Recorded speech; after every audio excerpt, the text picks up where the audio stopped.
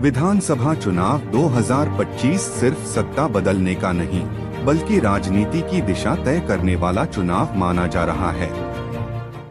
यह चुनाव उन चेहरों के बीच हो रहा है जो सत्ता, संघर्ष, परिवर्तन और सामाजिक सुधार के प्रतीक कहे जा रहे हैं।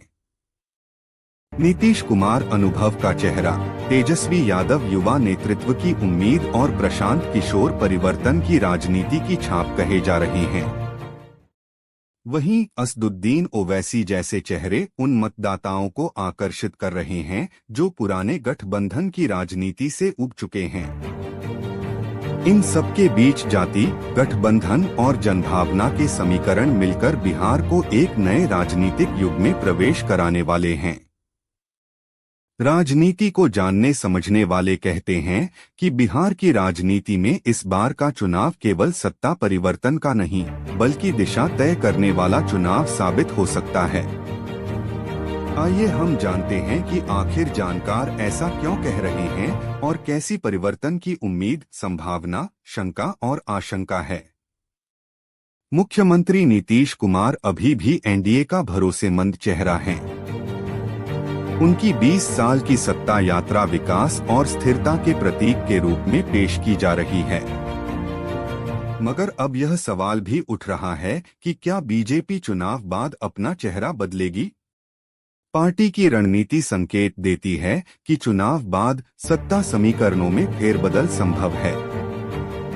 फिर भी नीतीश कुमार का प्रशासनिक अनुभव और उनकी सुशासन बाबू की छवि एनडीए के लिए बड़ी पूंजी बनी हुई है। लेकिन सत्य यह भी तो है कि नीतीश का विकास मॉडल और सुशासन बाबू की छवि अब उम्र और अनुभव के साथ साख की परीक्षा में है। तेजस्वी यादव का करिश्मा बरकरार है, लेकिन उनके सामने दोहरी चुनौती है। पर इसके साथ यह कि सत्ता में वापसी कराना और दूसरा परिवार के भीतर एकता बनाए रखना।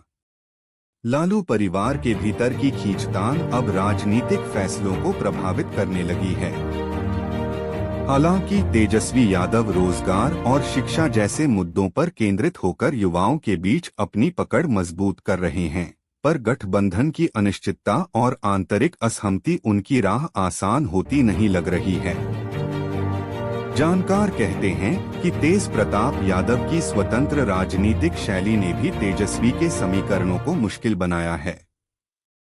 जनसुराज अभियान के जरिए प्रशांत किशोर ने बकी राजनीति में मुद्दों की नई भाषा जोड़ी है। वे जाति और गठबंधन की राजनीति से ऊपर उठकर शिक्षा, स्वास्थ्य, रोजगार और सुशासन जैसे मुद्दों को केंद्र में ला रहे हैं। चुनाव परिणाम चाहे जैसा हो, यह तय है कि पीके बिहार की राजनीति में परिवर्तन के विचार के प्रतिनिधि बन चुके हैं। उनकी मौजूदगी ने सभी पारंपरिक दलों को रणनीति बदलने पर मजबूर किया है। अगर उन्हें 10 से 15 सीटों पर भी सफलता मिलती है, तो बिहार की राजनीति में वह निर्णायक तीसरी धुरी बन सकते हैं। साफ है कि किंग नहीं तो किंगमेकर बनने की स्थिति में हो सकते हैं।